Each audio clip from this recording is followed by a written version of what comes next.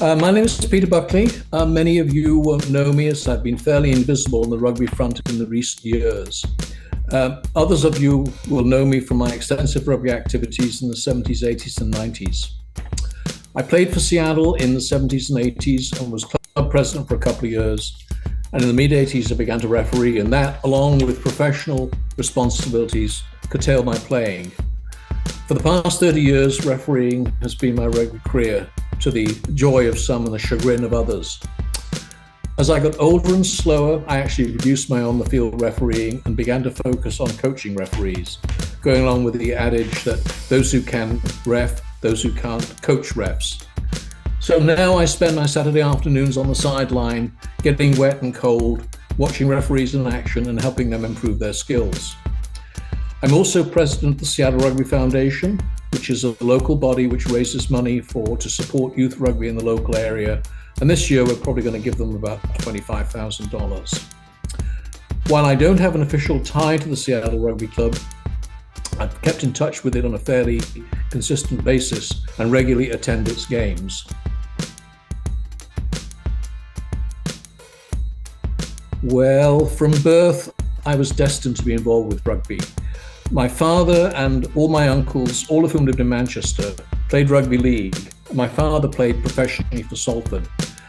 And for my 6th birthday, I was given a Wigan Rugby League shirt and a rugby ball. And so really there was no escape. However, when I was 10, my family moved from Manchester to Cornwall. And in Cornwall, there was only one football, which was rugby, and there was only one rugby, which was rugby union. And my father, although my father was a dyed-in-the-wool rugby league man, looked down his nose at this. However, I was hooked on rugby union. So I played at school, I played while I was in medical school. Rugby teams were a big deal in medical school in those days. While I was an intern and a resident, I played intermittently and then began to resume playing regularly with the original Seattle Rugby Club when I arrived in Seattle in 1977.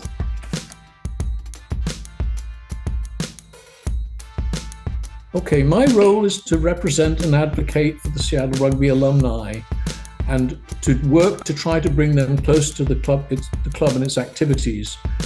This all done through the membership of the Seattle Rugby Alumni Club, more of which a little bit later.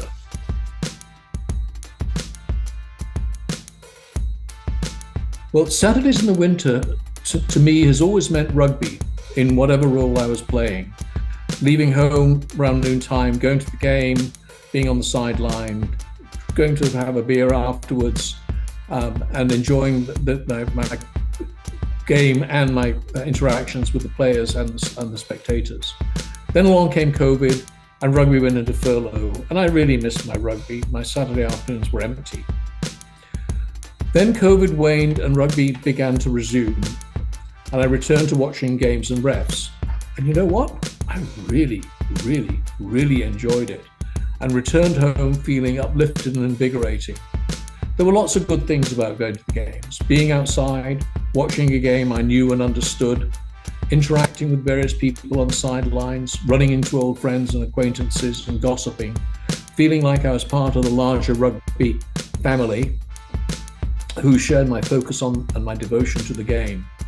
All these things contributed to my enjoyment, and I find myself consciously really looking forward to my Saturday afternoon on the sideline, getting my rugby fix.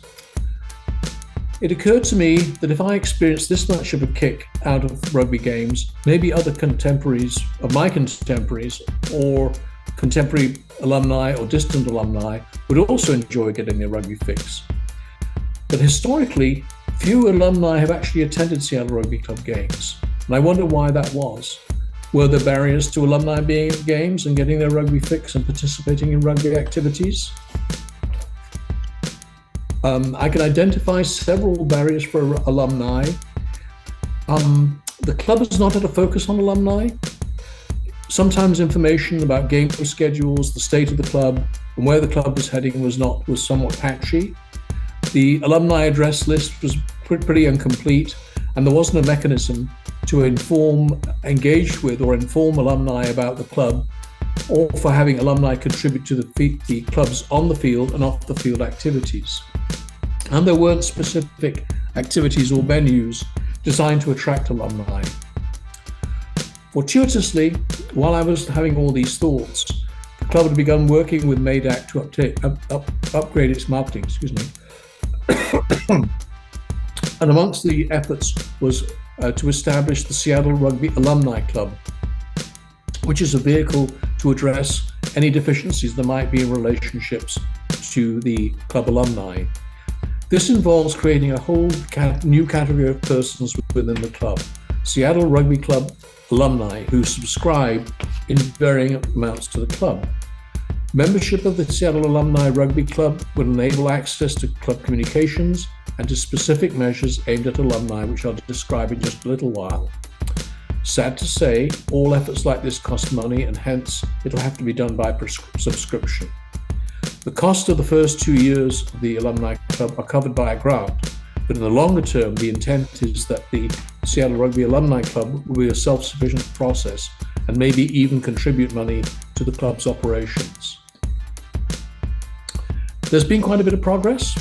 Address lists have been merged with lists held by individuals and by the Seattle Rugby Foundation.